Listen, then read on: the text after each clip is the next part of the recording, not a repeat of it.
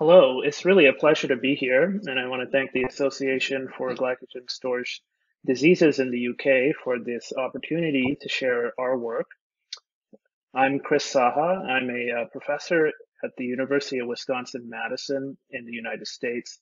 We've been doing a lot of work with genome editing, specifically with CRISPR tools, and our recent work has focused on correcting GAA mutations, which are involved in Pompe disease, and we believe some of the implications of this work could inform how gene therapy could evolve in this field.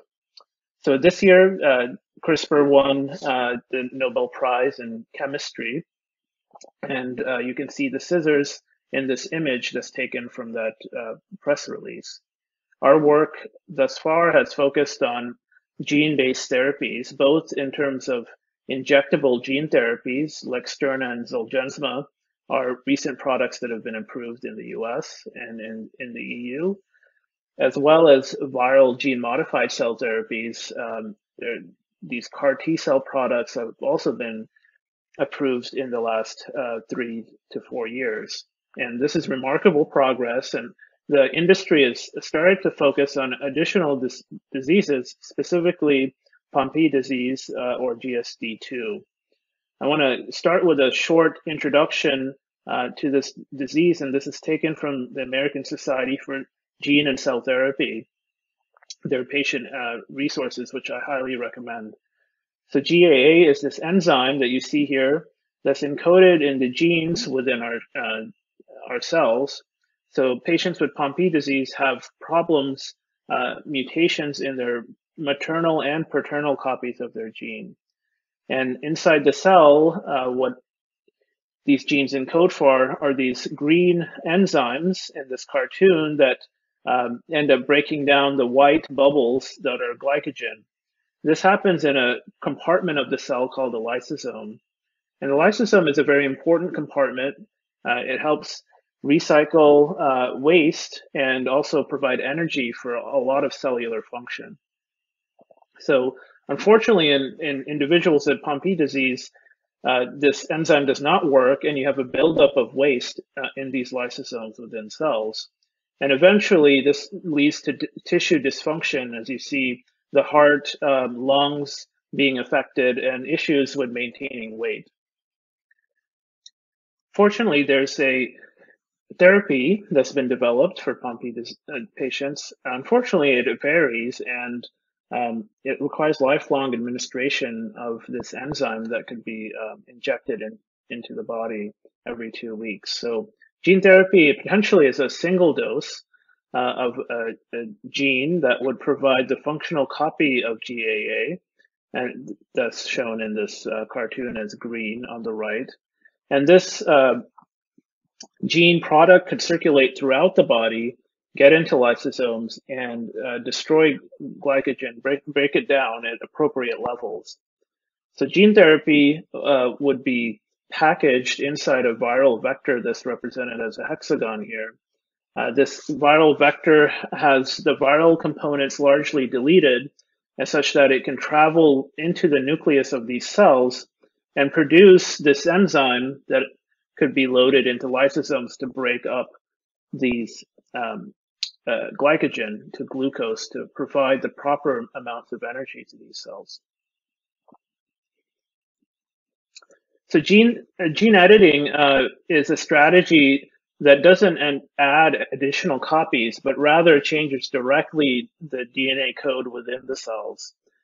Here, this is top shows a single base that's problematic in sickle cell disease, and gene editing therapies are being developed right now or in the clinic to try that are attempting to correct these typographical errors. And at the bottom are immune deficiencies. And one thing to note is that each dot along this line here that represents the gene are different mutations that can be seen. GAA also has a wide spectrum of mutations, so the maternal and paternal mutations are likely not the same in many cases. And therefore, there's a prospect here of using genome editing to actually change and fix the errors that we've seen in these genes. And here I'll be specifically focusing on GAA. Machinery that CRISPR uses to make these fixes to these typographical errors involves a nuclease, a protein here in purple, and a guide RNA shown in orange, as well as a third component, a DNA template that encodes the fix that you want to put into the genome.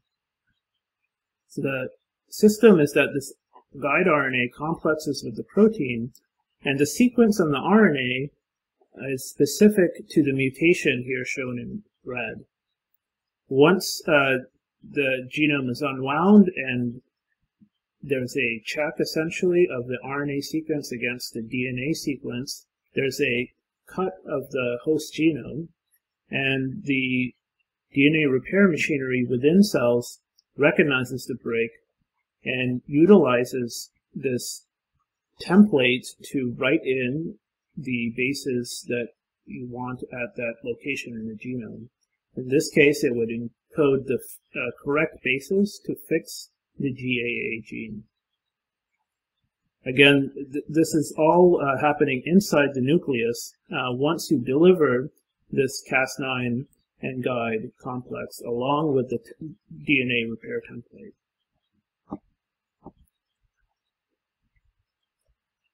This is just one example of a tool. There's many other tools being developed. In particular, I'm part of a large effort in the US that's attempting to make new types of genome editing tools to increase specificity and the types of targets that you could edit inside the genome. We're also making these tissue chips that are based on human cells that could give us some sense of whether some of the genome editing techniques would work in human systems before going into patients. Some of the work that I'll be talking about today takes advantage of this larger consortium. So the recent study was published in December. You can see the reference here at the bottom for further reading. And we've focused on cells that were isolated from infantile onset Pompe disease.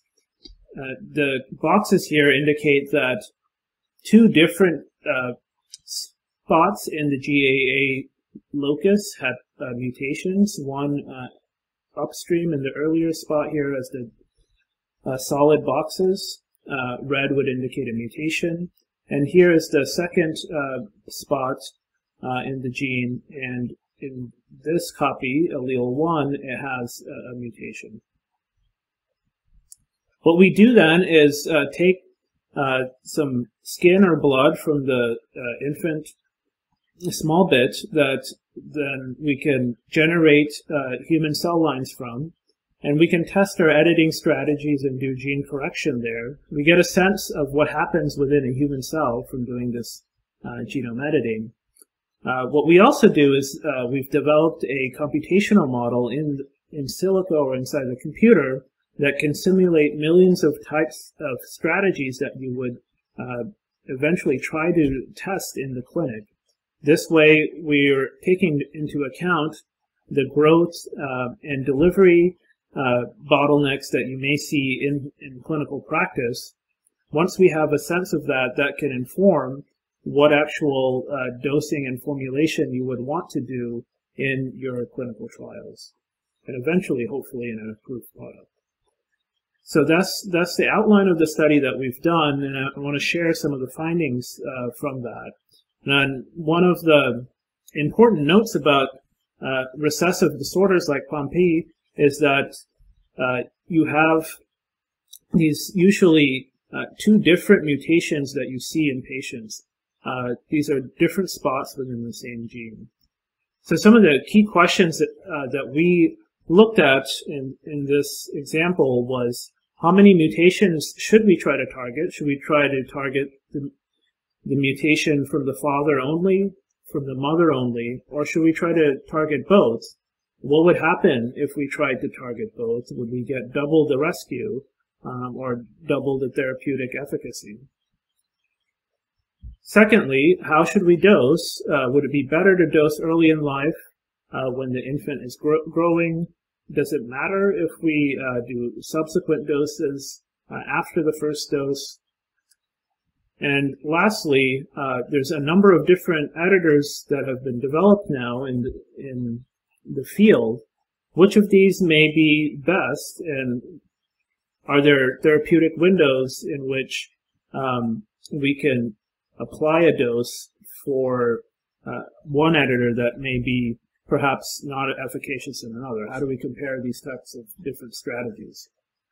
So I'll give you the answers that we found in our study. First, we'll talk about how many mutations should we target. And here we've used, again, a cell line as our starting point. And in this scenario, much like I showed in the animation, GAA is missing, and after gene correction, GAA is there inside the lysosome that can take glycogen and break it down into glucose. So this is a schematic of the gene. The paternal copy we'll just call allele 1, and the maternal copy we'll call allele 2. In the paternal, there's a G to A change. You can see here at this spot in the gene. And then in the maternal copy, there's a deletion of a T in allele 2. And so the strategy that we've made is CRISPR would come in and make the cut in 2 different spots close to the mutations.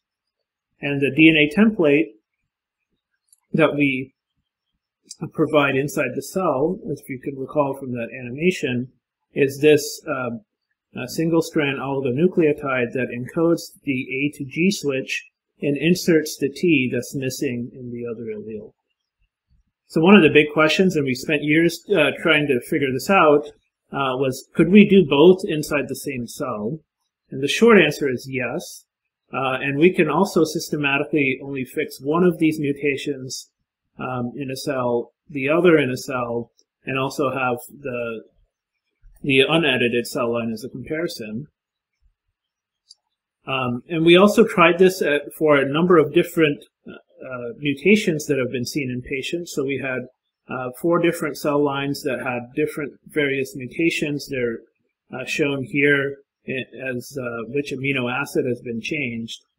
And we were able to correct these mutations at quite high precision. So that's what's plotted on the x-axis on the right. So about 80 to 90% precision, which means that some of the edits that we get are unintended. They either don't fix the mutation or generate, unwanted edits. This is normal in the field, and overall, this level of precision is quite high for standard practices of editing. Then we moved on to trying to do both in the same cell, as I mentioned. And again, what we've done is had a genome editor here that we've designed against one mutation and then another mutation. And if we image these cells inside a cell culture platform, you can see that we get cells here. This is one image of a stem cell colony that has been corrected at both mutations. And skipping over a lot of work, and to show you one result here, if you look at the lysosome within these corrected cells, and there's a number of different cells shown in this graph on the right, there's allele 1 that has the mutation represented by the minus sign in this cell line, where both of the mutations are present. In this one, one has been corrected. In this column, the other has been corrected, and then in this column, both have been corrected. We also have these control cell lines that are from an unrelated genetic background, and then we've also simulated that enzyme replacement therapy on the far right. And what you'll see is that the acidity in the unedited is low. Each triangle here is a different cell and a different lysosome that we can track the pH. And if you see for all of the other treatments and gene corrections, we get a shift in acidity, which is desired here, and that demonstrates functional rescue of these disease cells. We were also able to take the media from the edited cells where the corrected protein, GAA protein, has been secreted, take that media, grow the disease cells in that media, and we see this type of rescue. So that indicates that genome editing really does make a functional protein product that can cross-correct other cell types, and thus, at the cellular level, very highly desired. The question that we had next was, could this strategy be efficacious? So if we were to apply those genome editors and inject them into the liver, what would happen inside the liver, one, but also inside the heart, as well as the muscles throughout the body. And here we worked on a computational model that had growing livers programmed into it, growing heart tissue, as well as growing skeletal tissue. And this schematic here, it is a complex model, but it essentially tracks two cell types within each tissue, a progenitor cell that gives rise to mature cells over time as the infant is growing. And each of these cell types can either be corrected or diseased, and it could be done at one of two alleles. Again, I want to kind of highlight the framework here. Certainly the paper has quite a bit of details of how we constructed this model. What we find by looking at the simulations of what happens over time is that if you do 6 monthly infusions at about 24 milligrams per kilogram dosing, over the first year of life, you can get to cardiac function that you would predict a standard of care based on enzyme replacement therapy with pretty modest doses. And we can track which cell types and the composition of the liver over time as the edited cell populations grow. And so this is the liver on the right and the heart in the left. And there's this cross-correction happening from the two tissues within here inside the computer model, and what we would predict would happen inside an animal or a patient. We also tested having either 6 monthly doses or having just a single dose that's at a higher combined dose, either at the first month, second, third, sixth, or ninth month. And really, there's pretty minimal changes. There is a little bit of benefit. You can slightly see that in the graph, but that gives some flexibility to how you would want to try to test this in the clinic. And the final question was that I mentioned there's a number of different editors. There's a base editing strategy that uses a different way of changing the genome. There's different ways of delivering all of this using viral vectors or nanoparticles or direct injection of protein. And so we took empirical data from a lot of animal studies to fit our model, and a heat map is shown here where the red would be cardiac tissue that's still diseased, and the blue would be the range in this heat map where you would get functional rescue. And you can see that many of these strategies are right in the blues. One here, plasmid delivery of Cas9, is still in the red. So depending on how precise your editor is and how efficiently you can deliver it into the tissue, there's a number of strategies that could be good, and you can see there's a trade-off that we identify in our analysis. So I'd like to just end here to give you some insights that I think we're learning from doing this type of work. First of all, genome editing is a subfield of gene therapy. It complements, I believe, the more traditional approaches of gene addition, which I think are very promising, but may have some limitations for certain patients that have either different mutations that are difficult to address using gene addition, or have some other perhaps immune response to the traditional approach. So some of the questions that we were able to provide insight into is which mutation should you address? I think either or both is good. What kind of dosing strategy could be efficacious?